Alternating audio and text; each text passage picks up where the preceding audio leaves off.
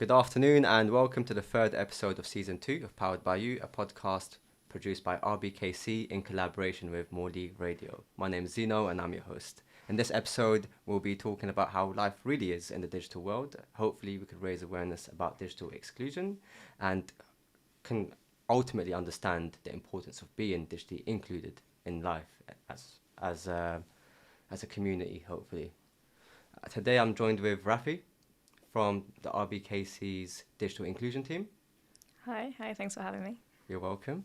And we're joined with Leno from local community. Yeah, thanks for having me. It's good to be here. Yeah, how is things going for you, Raphaelle? It's been a while since we last met. Great to see you in person. Yeah, first time. All our meetings were online. It's very topical, yeah. Yeah. So I think it's nice to see people in person, but even though things are going online very fast. But yeah, how was your week so far? Yeah, no, I'm having a hectic week because I'm moving tomorrow. Okay. So really busy, but and a bit all over the place. But I'm happy to have an afternoon here.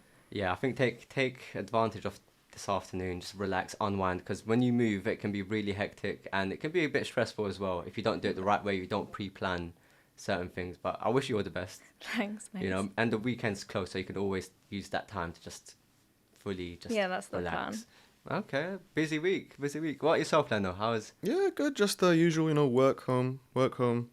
Yeah, nothing crazy. Stuck in a cycle. Yeah, man. The 9 to 5. That's normal. I think a lot of people are in that cycle. Anyways. Oh yeah, definitely. Yeah. At least you do what you do, but make sure you enjoy it to a certain extent. Oh, for sure, man. Yeah. You know what I mean? Yeah. But hopefully today you'll enjoy this topic. Yeah, first time doing this.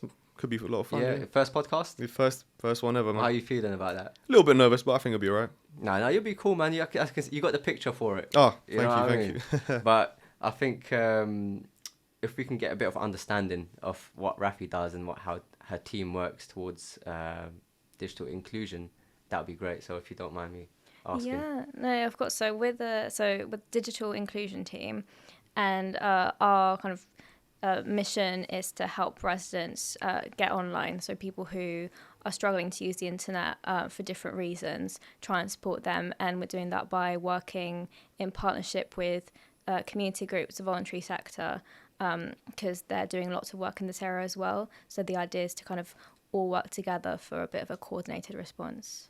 Ah, okay. That sounds really interesting. And I'm sure you probably get some challenges along the way or obstacles, but it wouldn't make sense if you didn't have any obstacles because you wouldn't be doing the job in the first place.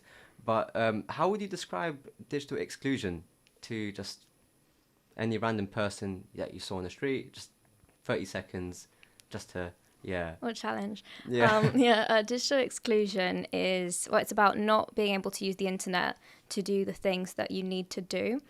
Right, So it has different sides of it. The two main ones are kind of actual access, so not being able to use a device or have an internet connection, or the other side of it is not having the skills and the know-how to do something. So the consequence of both those things is that if you need to do something and you're supposed to be able to do it online and you can't do that, then you're missing out. There's services or just kind of pleasures of life that you can't access. Right, yeah, that makes sense. And especially, I think, since COVID happened, that highlighted a lot of issues or concerns that people couldn't really continue with their daily lives because everything was done in person or they didn't even know how to access online services in the first instance. Yeah, exactly. So I think what you're doing is very essential because it did bring a spotlight onto that. Like COVID, platform. yeah, exactly. It highlighted something that was already happening, but it sort of made it more urgent because... It has, yeah. I guess for those that are digitally excluded, they're the ones that had to suffer, unfortunately. But for those that were tech savvy or very much are aware how to use services online, I think for them it was an opportunity because everything was going online and new things were coming up and they just were able to just adapt quicker and not really think about how they're going to go out because they didn't even need to go out in the first place if they're used to accessing online services. But what do you think, Leno, did that impact you when the COVID come in? Oh, definitely, yeah. You're saying how it impacted, probably maybe older generations and things, but even for the tech savvy, I think it was quite tricky regardless because there was a lot of new, implemented a new way of doing things and it just just different, Yeah. not what I was used to. But that's the thing. When we say like excluded, it doesn't have to be the elder generation. It could be me and you, Yeah, potentially. yeah, that's Maybe true. if someone doesn't really like technology in that sense and hasn't bothered to learn about the new services that are out there, or even try incorporate their life around it, such as some people. I've got friends that don't even use online banking. They just think, I don't want to use that. It's not my cup of tea. Yeah. Or they don't like to have Uber on their phone or these takeaway apps because they just like to eat at home and they don't want to make a habit out of things. Because, you know, when you start using these apps, it builds like a reliance on those things. So some people know that they can essentially download these apps, but they choose not to. And when they choose not to, they're basically not even experiencing how to use a certain app. So I don't know if you could call that digital exclusion or not. I think that's interesting because you gave a few examples there. I think there's like, if it's choice, then that people are allowed to choose not to go online, right? That's completely fair enough. Yes, exactly. But then if it's something like, give the like online banking example, and then that becomes maybe more of a problem where like there's loads of banking branches closing down. So if you're not doing online banking or mobile banking, then you might have trouble accessing your account or doing something urgent if that comes up. And then there's the kind of complicated side of like, sorry, do you want... No, I'm just thinking, whilst you're talking, I'm thinking that's a really good point what you're making. So yeah, sorry, it looks like I'm going to say something, but yeah, go ahead. That's fine. Well, it's just because there's in the choice thing, there's a complicated one as well, where some people will say, oh, I don't want to do it, but it might be a sort of element of fear, and actually like it might exclude them from accessing certain things that they really need to access, like, you know, like benefits are all online, that sort of thing. So if you're saying, well, I don't want to, then that might cause you problems. Yeah, I understand. So it's ultimately a choice that you have to make. But at the same time, because we have free choice, if we choose to not go the digital way, does that mean that we have to live a less quality life? Because obviously we know, like you said, branches are closing, bank branches, they're trying to, you know, save money, make things go easier online. But that also makes people that are wanting to go to see someone face to face limiting that option sort of thing. So they won't have that freedom no more. Definitely. I think Rafi, what she's trying to say is like it's going to be inevitable. So sooner or later, whether you like it or not, you're going to have to jump on that. It's like the movies that you watch and you think, oh, that would never happen, right? But then slowly you can see, oh, right. We're getting there. We're getting there slowly. But it might be baby steps, but I reckon most things will be online. Even sometimes when you think, if someone told you 20, 30 years ago that you would pay with your watch, you would say that's out of a movie. That's like all just sci-fi stuff, and I don't see it happening. But these days, you know, you see someone just tap their wrist on the train barriers to open up to go through and jump on a train. Or just pay for their shopping. Yeah, exactly. But I think it's what you said, is that like 20 years ago, like I think nobody could have imagined that. Like you talk to like people who are like slightly like of the generation of you know above, about how it was like in an office when they started working, you know, and that, for example, or like, you know, only cash, that sort of thing. It's completely changed. So that means that issues like digital exclusion, they're new issues. But that like so we're still trying to figure them out, but they're really important to address. Of course, no, most definitely, I agree. I think the issues need to be looked into and how to actually put suitable interventions in place. So what kind of activities or just say interventions that you have put in place as a team to work through these challenges? So like I said, we're working really in partnership with the community. So most of the activity that's going on is community based, so based in like the charities or like the community groups that are running in the borough. But the things that are running and that are really helpful are things like having a community hub where there's devices there that people can go and access.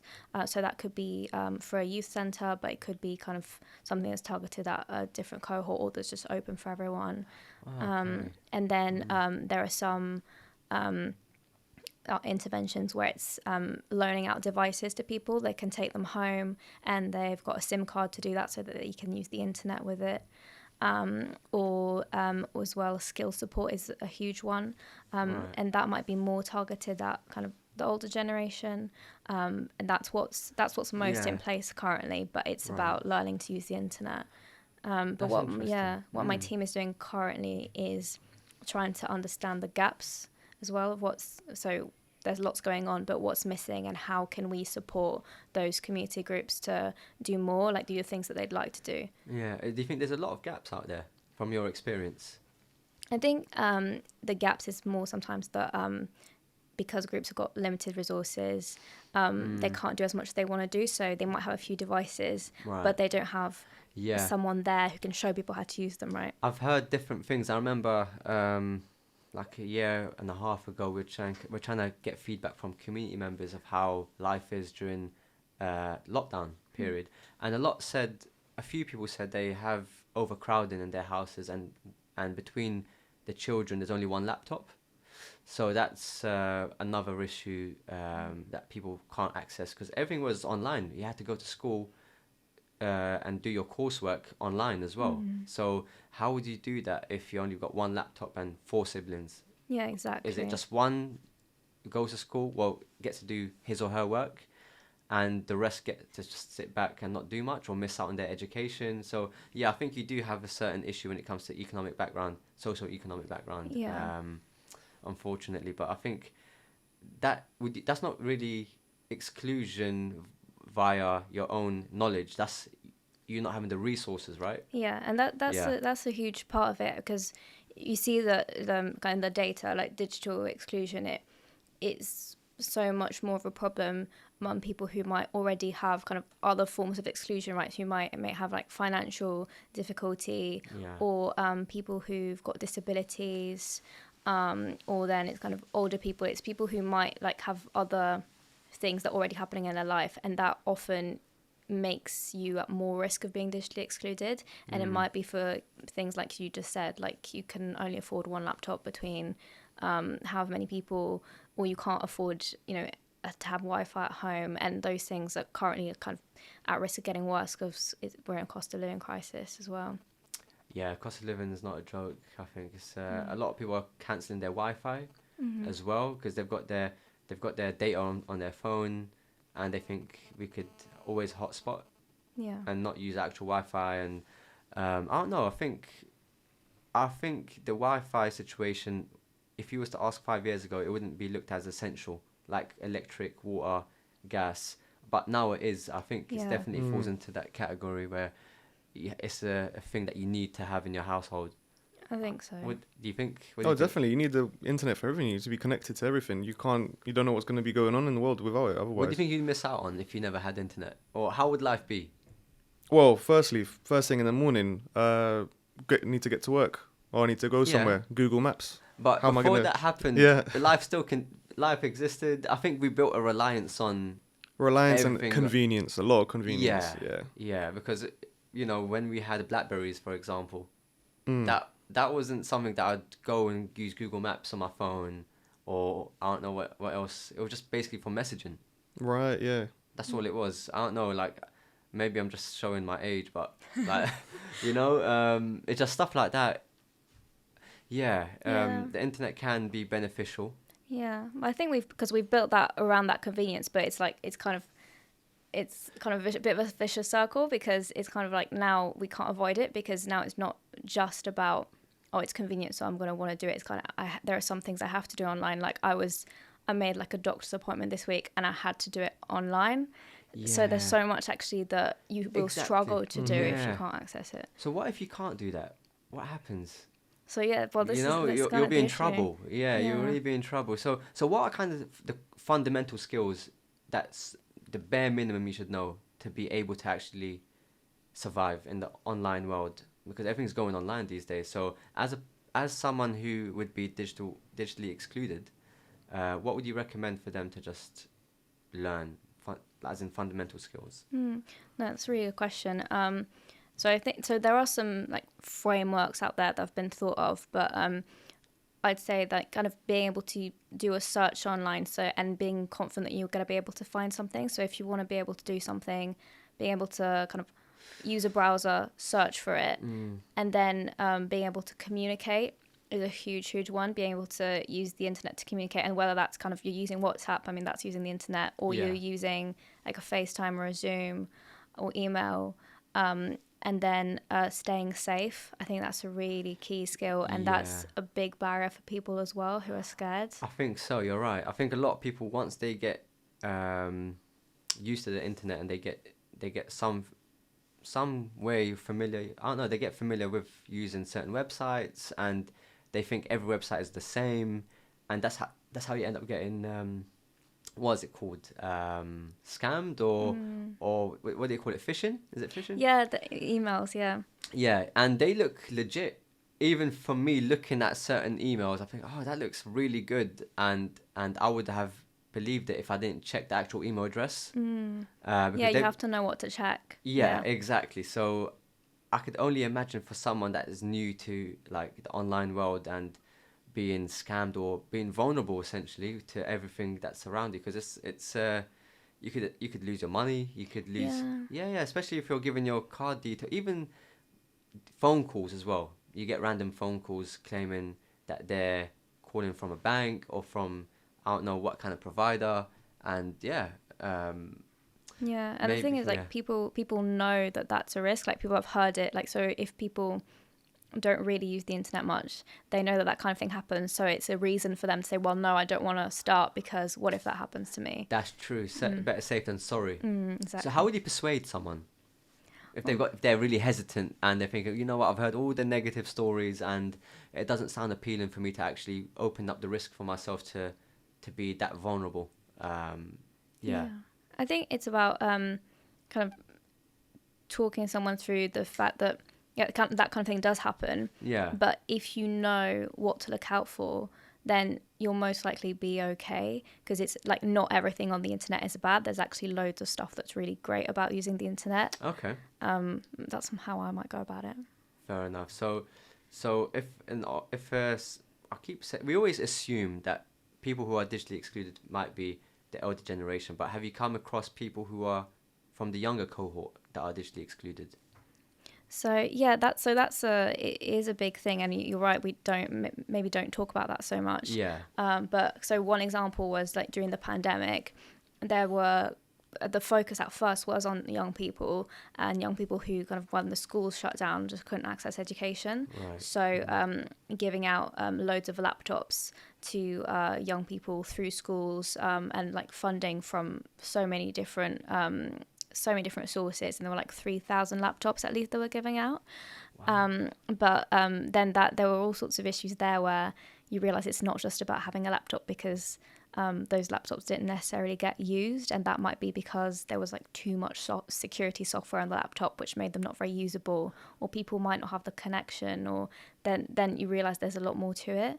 But more recently, we've like also spoken to the youth council, right. And the issues they were mentioning was a lot more around not having data, not having an internet connection. So they might have a phone, but you might not have your own data, and then maybe it's a bit embarrassing. You don't necessarily want to like tell other people you don't have it. So there's all sorts of things that come into it there. Yeah, I get what you mean. It's like saying I don't have credit. So is that how it might be, like, you reckon? Like, whilst you're obviously, like, sometimes, let's just talk about past experiences. Have you ever had your phone and you never had data?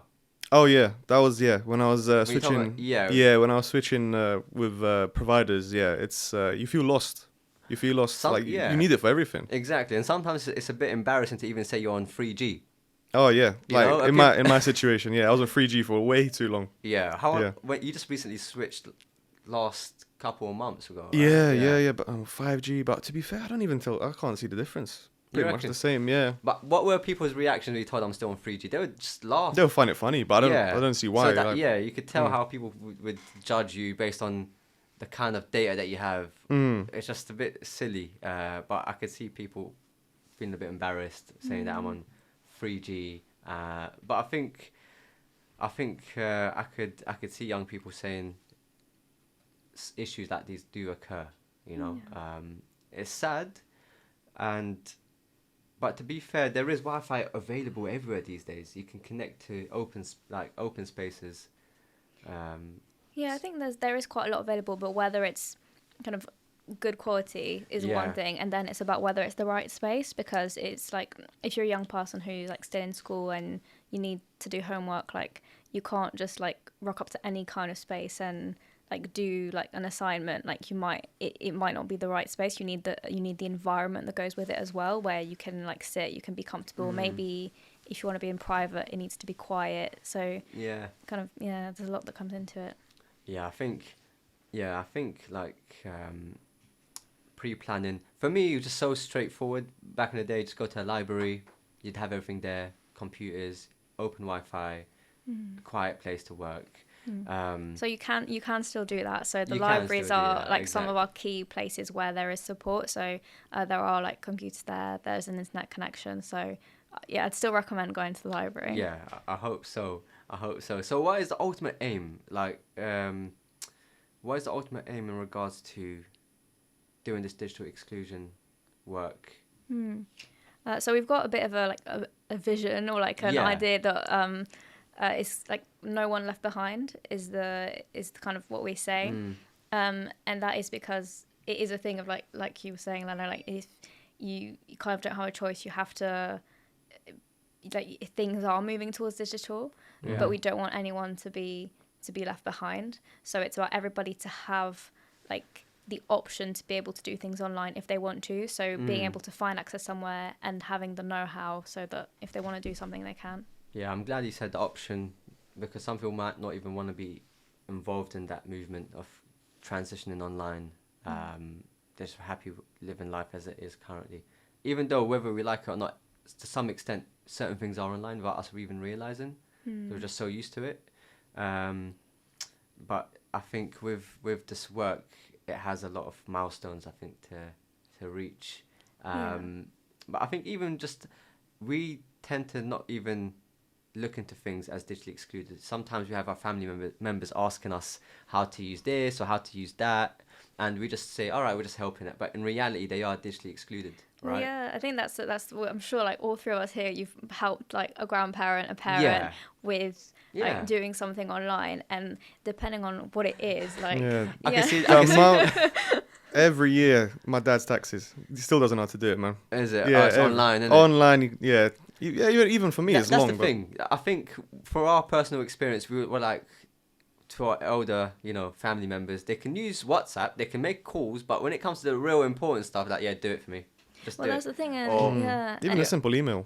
Yeah, sometimes they don't. I think. Do you think part of it is because they know we can do it, so they're just like, I can't be bothered to learn to do it, so you might as well save me the time and just do it for me. I don't know. Maybe I think it's also like people's background. So my parents came from like the Balkans, another country. They didn't have any access to that. So it might be a combination of like the age factor, but also people's backgrounds as well. So language barriers, and what they grew up with, and in my parents' times they had like typewriters, and also because of the financial situation of the country as well. Can't, so it's what they had access to. So do you feel like right now you contribute a lot towards that, help navigate the household digitally, like? Oh, definitely. If I wasn't there, I don't know what happened.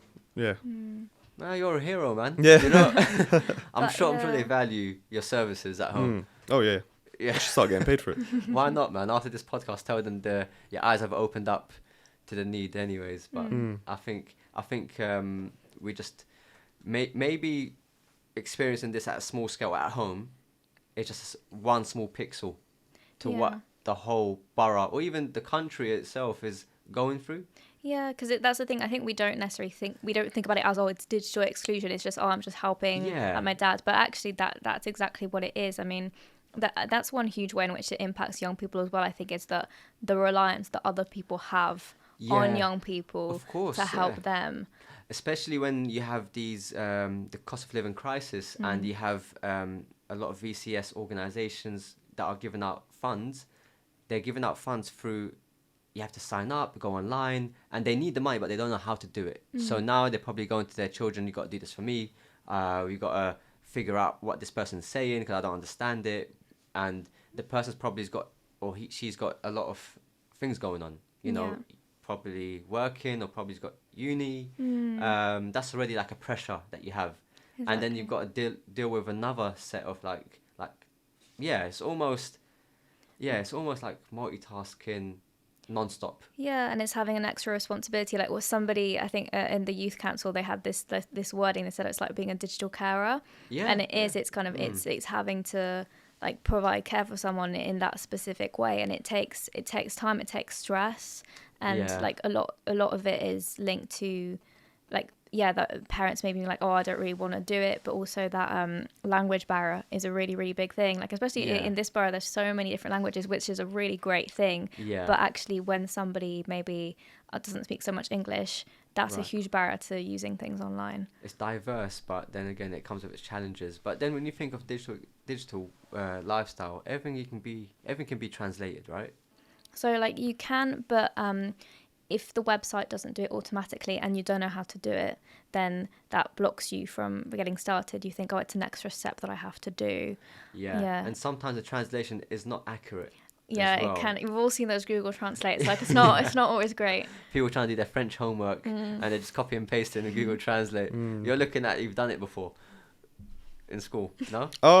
Maybe once or twice, yeah. Yeah, but no, it's not the best, definitely not, yeah. No, but have you felt the pressure at some point when you was, doing these online taxes or just simple other stuff?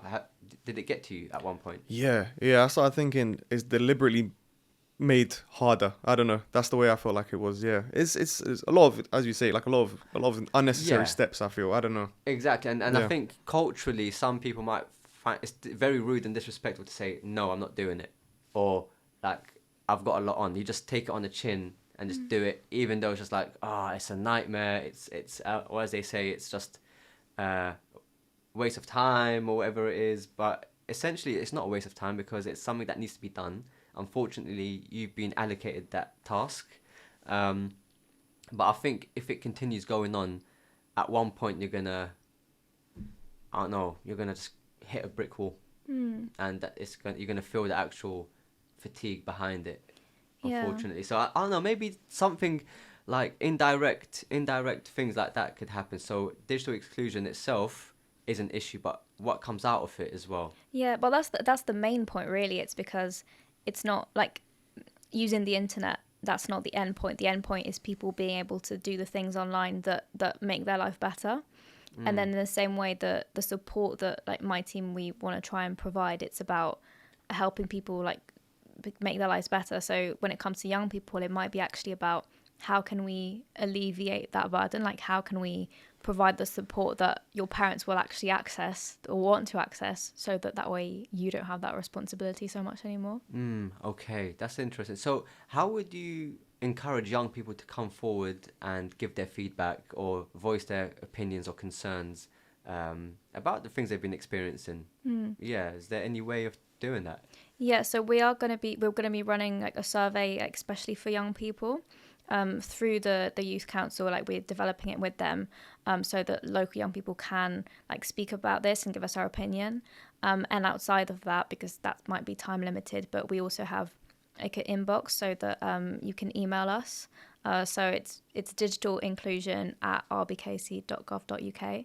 And people can just email us and like tell us their experience and also like their ideas. Hopefully we use that email in the description link. Brilliant, below. yeah. So for anyone that actually wants to feed into that, just go in the description and you'll find the email. I think that's a lot of things that you're putting forward. So I'm really hoping people would come forth and tell us how they're feeling, really. Yeah, I hope so, because that's the thing. We need to know kind of what is actually going to help, so we can put in these stuff, well, put in the right things. Like, if we're quite a new team, so the point is to actually provide stuff that is going to be useful. Yeah, so you're doing this joint with local organisations. Yeah. So what kind of organisations are there? Any ones that we might be familiar with, or are they most of them in the south of the borough? Is it the north? So everywhere, but a lot in the north.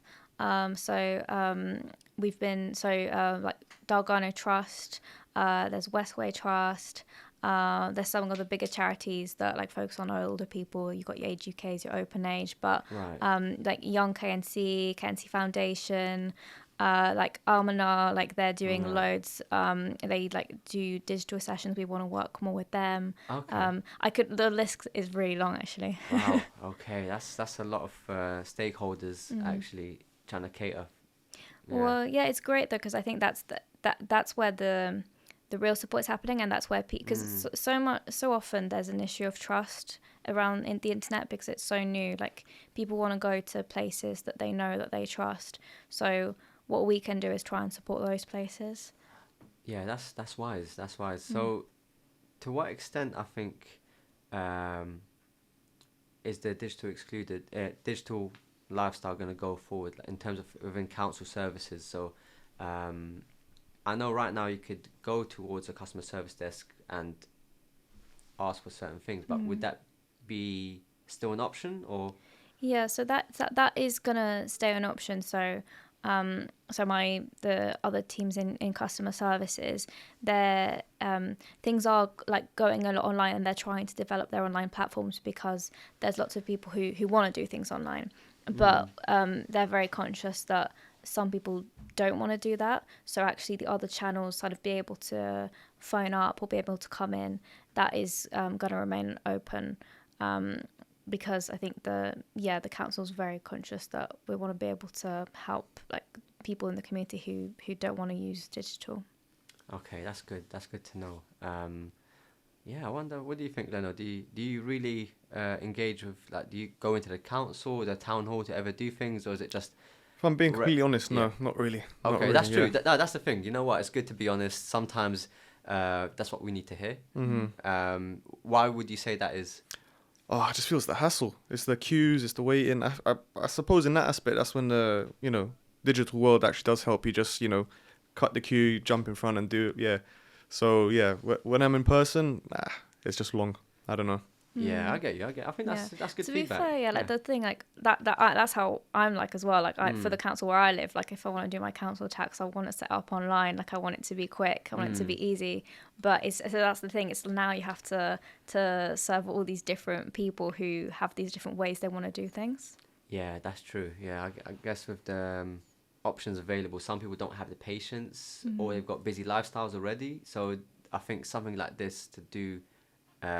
Applications via online or just don't even have to think about queuing up, I think is very much valuable. Definitely. Because I think now is time is money, as they say. Time is money. You can't really stay in a queue waiting for 20 minutes because you could literally have a Teams meeting for 30-20 minutes. So all these things contribute towards how your day goes.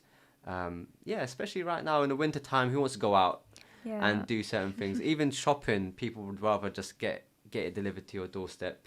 So I think there are a lot of benefits of doing things online. Definitely, yeah. Yeah, and it doesn't only impact a certain cohort. It could impact a lot of people in a different ways, actually. So that's something that we didn't really think about prior to having this conversation, which for this digital inclusion just means that you don't know how to use the web browser, and that's about it. Yeah, I think, well, to be honest, like we'd actually did some research like with local people. Like this was last year. Did some kind of interviews, like talking to lots of local residents who were digitally excluded and kind of trying to understand the reasons why. And the biggest reason was kind of, no, it's not really for me, I don't want to. Yeah. And the second biggest reason was I just get someone else to do it for me. So that's kind of like your parents, like what we were saying before, like, I'll just rely on someone else. And the reasons after that was like, I'm not very confident, and that's sort of not really knowing how to do things, not having that trust. And then the final one was about that financial barrier. Yeah, I think that those are very strong reasons, and I could definitely see why people are replying in that way. I think what the community is doing in terms of this, local organizations having these courses, short courses, I think slowly but surely people would get upskilled. It won't happen overnight. No. So it can be a lengthy journey, but at least we know people are accessing these courses, they're benefiting from it, and hopefully they will actually get upskilled to be less reliant on, for example, their kids. Yeah. Because I think no parent would want to continue telling someone to do things for, or no person in general would want to tell someone, do this for me, if they could do it themselves. It wouldn't make sense. No, but maybe because digital is so new for lots of people, that's where you like haven't quite reached that point yet. Yeah, for sure. And I think the ask is not for you to know how the metaverse works or transfer cryptocurrency or something. It's just it can be a bit, daunting, I suppose. Yeah, exactly. When you first look at it, first to think, oh, I've got to do this, I've got to do that. But I reckon once you get familiar with it, it pretty much, those skills are transferable to other different services and platforms. That's the thing. I think it's about for people who really haven't got started, it's about introducing it. And you can say, like talking about something that they like to do, the fact that they could do that online. Like you can, for a lot of people, it's about, you can actually call your family like abroad by using internet, or you can watch, if you've got this specific hobby, you can watch like a YouTube tutorial on how to do it. Yeah. And then, anything like for young people specifically as well, who might already know those things. It's about like, what skills do you need now that we're moving more towards the digital world? Like, is there anything skills that support that you need additionally that we can help provide that would be helpful to have? Yeah, because through my understanding in talking to you, we've made two distinctions. So young people may not have the financial capacity to actually have data or, have a laptop to do their work on, but they might have the skills there for it. But then the elder generation might have the financial means to actually pay for Wi-Fi and do all these things, but they don't have the skills to do it. So is that the correct two different ways of looking at it? I think that's like making it a bit too general, because I think like among older people, like our parents' generation, our grandparents' generation, there's definitely like a financial barrier there too.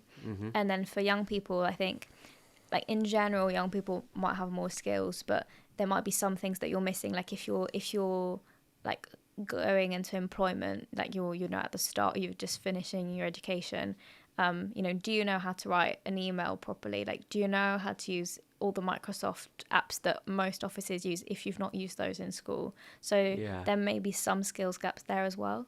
Okay, so that would fall under digital exclusion then, if you don't know how to use Excel properly. I thought that would be, desirable? When you look at certain job applications, they say it's desirable but not essential. So using these apps, for example, would that basically put you into the category of being excluded? I think that it's a complicated one, isn't it? Because it's not black and white. Because I think in my head as well, when I first thought about it, I wouldn't have said so. But then, if that's going to actually prevent you from getting a job because it's becoming essential and you've just never been able to learn, and you don't know where to go to learn them, then that's a form of, it's preventing you from achieving other things in your life. Yeah. What do you think, Leno? Are you familiar with Microsoft Office? Yeah, I think nowadays that's probably would be the bare minimum. So I think the term was called digital native. So it's our generation. We grew up with it, so we know how to work it. So it's the bare minimum. We need to know that, compared to like our parents' generation. I think they were called digital nomads. So they just hop from one place to another, kind of learning it along as they go along. Yeah. But they wouldn't be too familiar with it. They're not too tech savvy.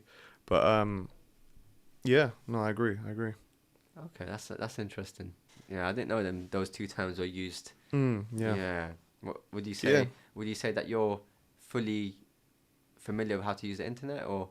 Yeah, 100%. Yeah, like the internet, like Microsoft and stuff. Obviously, I'm not like, I don't have to, the more complex things like coding or what have you. Yeah, but I don't know. There's Web3 coming out or something like that. Oh, what's that? It's a new internet. I don't know if you've heard about it. I haven't heard of that. No. Yeah, it's like you got the normal internet, which is like 20 years old. That's 25 years old. How long is the internet?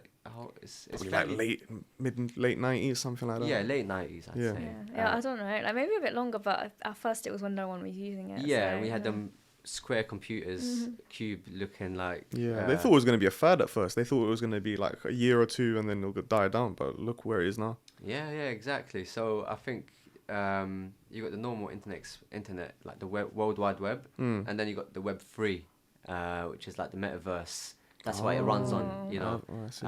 So that's a whole different dimension, shall we say. So that's how crypto and stuff like that start to come in. But yeah, that's I think for us, there's always something to learn, like you said. We're not. I'm not an expert for sure. Maybe you're more familiar with the online world, how it works. In that sense, yeah, I'm old-fashioned, man. I try not to get too far into that. It gets mind-boggling. Metaverse and all of that. You've got a limit to what you do. Yeah. I think it's good up to a certain point, but then afterwards, it's it's a bit daunting. What is your limit? Just the life we're living now, you know, messaging, text and stuff. But when we're talking about like VR, like virtual reality and the metaverse and all of that, it's a hard pill to swallow. I don't know, it's a bit too much for me. Because I think it becomes, to a certain extent, the internet is really helpful, you know, convenience, what have you. And then I think we take a step too far and it becomes a bit unhealthy. We build this unhealthy relationship where we rely on it too much and we forgot, instead of stepping outside, we go to a virtual reality in a park, you know, or something like that, you know. Yeah, I could see that being a thing, because once you get at home comfortable, you don't really need to go out to do your shopping. And that would be, for some people, if you don't normally take part in physical activity and the only thing that gets you active and out of the house is for you to do your shopping, but now you've got a way to actually get it delivered to your doorstep, that's out the way. There's a lot of things that would stop you from doing things, and you could technically live at home and not leave. Oh, yeah. And get everything done, delivered, sorted out, and maybe in that sense it's not a good thing as well. Maybe everything, I reckon everything should be in moderation. Whether it's the internet, whether it's food, whether it's for how you enjoy your time, your holidays, so stuff like that. Just I think, just know how to limit. But some people, unfortunately, they don't really know how to do that. No, I guess that's the other extreme, isn't it? It's that you've got the people who don't do it at all, and then you've got the people who are spending their whole life online, and like Liam said, that's not so healthy. And we know about it, especially young people. There's loads of impact on mental health and everything from being online too much. I reckon when you do these courses or short courses for people to get on to the online world, is there some sort of safeguarding that you teach with that? So like, for example, young people tend to have Instagram profiles open, not private. You know, you're showing where your whereabouts are. You're not really considering your safety, stuff like that. Or it could be so many different things, I reckon, that could put you in danger. Yeah, I think, yes, online safety is a huge one. And that's definitely something that we want to set up more specifically for young people, because it might be in different ways, a lot around social media, but avoiding scams is the one we were mentioning earlier, but so many things about and there's a lot of stuff that maybe we know but we won't do so much. We were talking to some young people who we were talking to, it's kind of, I know I'm not supposed to do this, but kind of still do it anyway. That's a shame. But I know when we had the whole iTunes trend back in the day, some people couldn't afford to buy music on iTunes, so they would download them through these dodgy websites, and I'm like, that's my way, and I'm like, oh, that's tech savvy, but you're still not meant to be doing that. Oh yeah. Or watching the latest movies. You got the latest websites to watch things that are not even on DVD yet, for example, but they're on cinema. So I reckon, there's if we're asking people to come online because everything's going online, I think it's only right to have a safeguarding package that comes with it as well, especially when you got people that are new to Instagram, new to WhatsApp, new to all these social media platforms.